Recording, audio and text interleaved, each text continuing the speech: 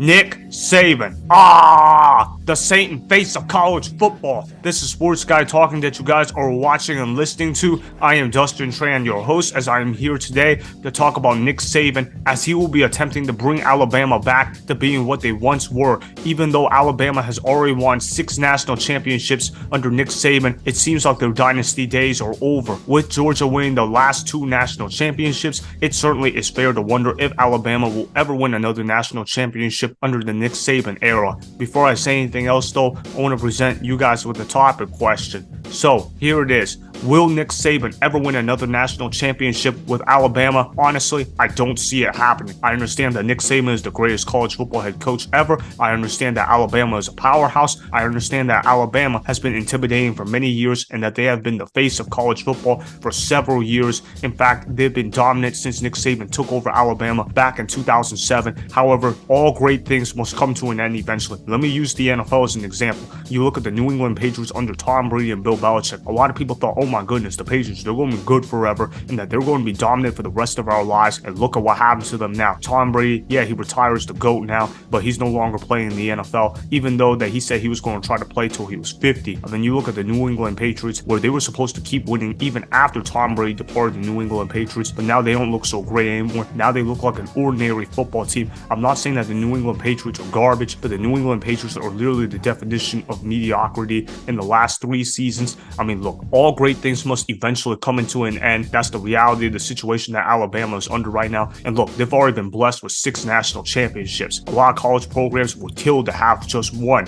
Nick Saban has been great for them. He's been awesome for them. He's going to go down as the greatest college football head coach. But do I think Alabama will win another national championship? No, I don't think that's going to happen for them, because I'm thinking about how they're not even the standard in the SEC anymore. When I look at the SEC now, Georgia is now the new Bama. Georgia is now the standard of college football. Alabama is no longer the standard of college football anymore. They had their run for the past 15 years, but you know what? All great things must come to an end. I don't fear Alabama the same way I did as a kid. When I was a kid growing up and watching college football, I feared Alabama every Saturday. I feared Alabama every time they stepped onto the field. Heck, I feared Alabama whenever their head coach Nick Saban just simply spoke into the mic, because whenever Nick Saban spoke into the mic, you knew that he meant business. And I couldn't imagine how grueling the practices have been, especially in recent memory, because Nick Saban is afraid that he has lost that kind of power. Because what do great college football head coaches have? They like to exercise and use their power, and that's what made them great in the first place. Because great college coaches use power to their advantage in order to motivate their players, in order for them to kick ass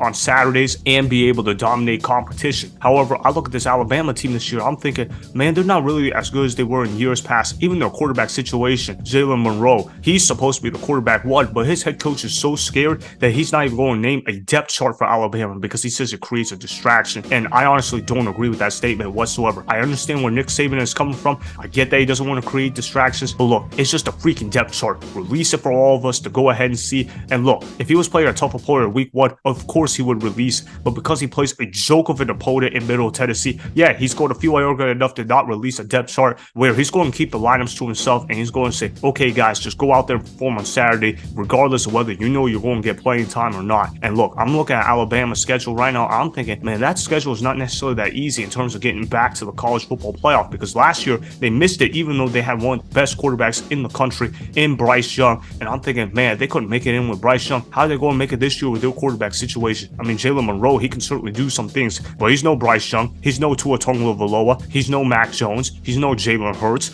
I mean, he's solid and everything like that, but he's far from great. And this Alabama team, I understand that they are dominant at the running back position, but what do you win in today's football? You win by being able to air it out and being able to throw the football and playing good defense. Now, I'll give Alabama this. They got an excellent defense, and I expect their defense to be elite this season. But I'm looking at the running back room right now. They got 2 senior running backs in their room, in Chase McClellan and Roydell Williams. I think Chase McClellan is going to be a superstar. I think he's going to be fantastic running the football for them. But you don't necessarily win football games because your running back is dominating on the football field. You win football games in today's football because you play great defense and you got a quarterback that can air it out down the field. And Jalen Monroe is not necessarily capable of that. He can play solid football, but he's not a game changer. He's not going to be a Heisman Trophy kind of winning player. That's just who he is. Jalen Monroe is a guy that can manage the game and just avoid turning over the football. If he can be that kind of quarterback, that's going to be pretty good for him. But I'm just thinking about the running back room. Like I've said, man, they've got Justice Haynes in there too. He's a true freshman. I expect him to make some impact. Jam Miller, he's also been pretty good when he's been on the field in limited time.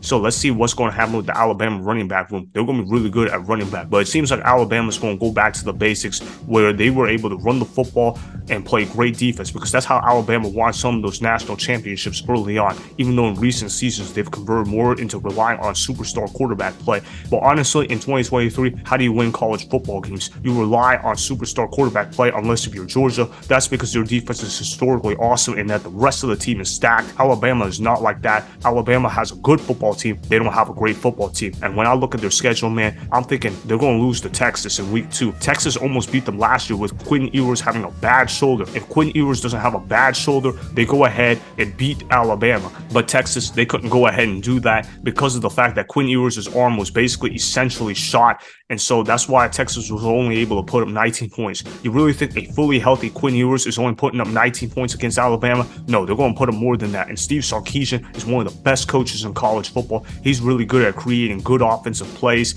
and he's going to be able to expose Alabama's defense a little bit. Even though I think Alabama can definitely beat Middle Tennessee rather easily, they're going to have a tough time beating a team like Texas, because Texas is going to come up with some creative offensive design plays, and they're going to do enough defensively to make Alabama have to throw the football. And when they have to throw the football with the current receiving core that they have, that is not a strength for Alabama to go ahead and do. Now, do I think they can go ahead and beat South Florida? Yeah, I think they can go ahead and beat them. Can they beat Ole Miss even though they're ranked? Yeah, they can beat Ole Miss. They can beat Mississippi State too. And then of course they play against ranked Texas A&M. I don't even know why they're ranked, because of the fact that they seem to be overrated every year and always underachieve. I think Alabama is going to beat Texas A&M. I don't see a guy like Jimbo Fisher being able to outcoach Nick Saban, plain simple. They're obviously going to beat Arkansas. They honestly don't play another tough game till week 8 against number 12 ranked Tennessee. Look, I understand that playing against Tennessee, that can be a hostile team to play against because of the fact that they got Joe Milton and the fact that they seem to be building something special down there. But I do think Alabama will be able to escape against number 12 ranked Tennessee